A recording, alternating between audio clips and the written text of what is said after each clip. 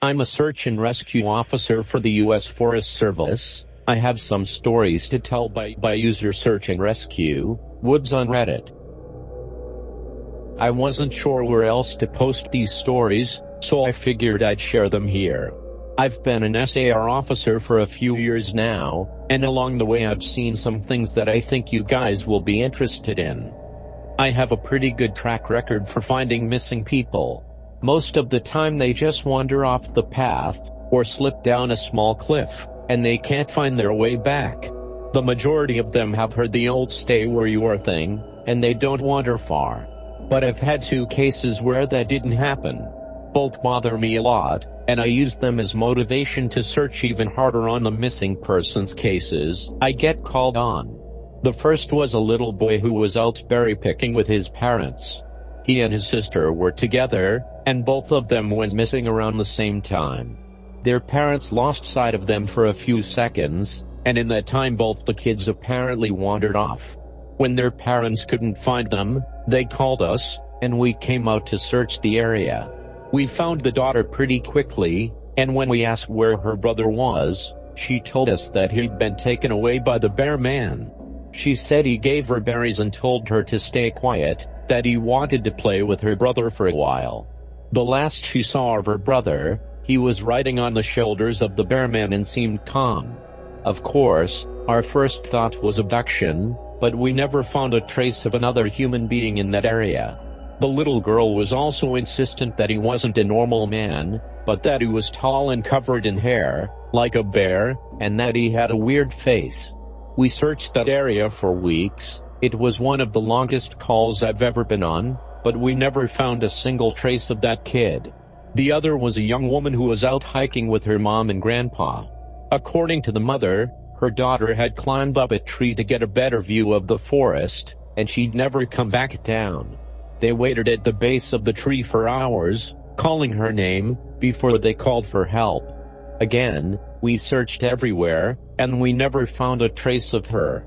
I have no idea where she could possibly have gone, because neither her mother or grandpa saw her come down. A few times, I've been out on my own searching with a canine, and they've tried to lead me straight up cliffs. Not hills, not even rock faces. Straight, sheer cliffs with no possible handholds. It's always baffling, and in those cases we usually find the person on the other side of the cliff, or miles away from where the canine has led us. I'm sure there's an explanation, but it's sort of strange. One particularly sad case involved the recovery of a body.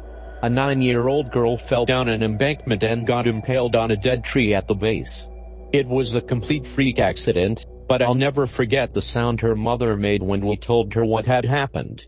She saw the body bag being loaded into the ambulance, and she let out the most haunting, heartbroken wail I've ever heard. It was like her whole life was crashing down around her, and a part of her had died with her daughter. I heard from another SAR officer that she killed herself a few weeks after it happened. She couldn't live with the loss of her daughter. I was teamed up with another SAR officer because we'd received reports of bears in the area. We were looking for a guy who hadn't come home from a climbing trip when he was supposed to, and we ended up having to do some serious climbing to get to where we figured he'd be. We found him trapped in a small crevasse with a broken leg. It was not pleasant. He'd been there for almost 2 days, and his leg was very obviously infected. We were able to get him into a chopper, and I heard from one of the EMTs that the guy was absolutely inconsolable. He kept talking about how he'd been doing fine, and when he'd gotten to the top, a man had been there. He said the guy had no climbing equipment, and he was wearing a parka and ski pants. He walked up to the guy, and when the guy turned around, he said he had no face. It was just blank. He freaked out, and ended up trying to get off the mountain too fast, which is why he'd fallen. He said he could hear the guy all night, climbing down the mountain and letting out these horrible muffled screams. That story bothered the hell out of me. I'm glad I wasn't there to hear it. One of the scariest things I've ever had happen to me involved the search for a young woman who'd gotten separated from her hiking group. We were out until late at night, because the dogs had picked up her scent. When we found her, She was curled up under a large rotted log. She was missing her shoes and pack, and she was clearly in shock. She didn't have any injuries, and we were able to get her to walk with us back to base ops. Along the way, she kept looking behind us and asking us why that big man with black eyes was following us. We couldn't see anyone, so we just wrote it off as some weird symptom of shock. But the closer we got to base, the more agitated this woman got. She kept asking me to tell him to stop making faces at her. At one point she stopped and turned around and started yelling into the forest, saying that she wanted him to leave her alone. She wasn't going to go with him, she said, and she wouldn't give us to him. We finally got her to keep moving, but we started hearing these weird noises coming from all around us. It was almost like coughing, but more rhythmic and deeper. It was almost insect-like. I don't really know how else to describe it. When we were within sight of base ops, the woman turns to me, and her eyes are about as wide as I can imagine a human could open them. She touches my shoulder and says he says to tell you to speed up. He doesn't like looking at the scar on your neck. I have a very small scar on the base of my neck, but it's mostly hidden under my collar, and I have no idea how this woman saw it. Right after she says it, I hear that weird coughing right in my ear, and I just about jumped out of my skin.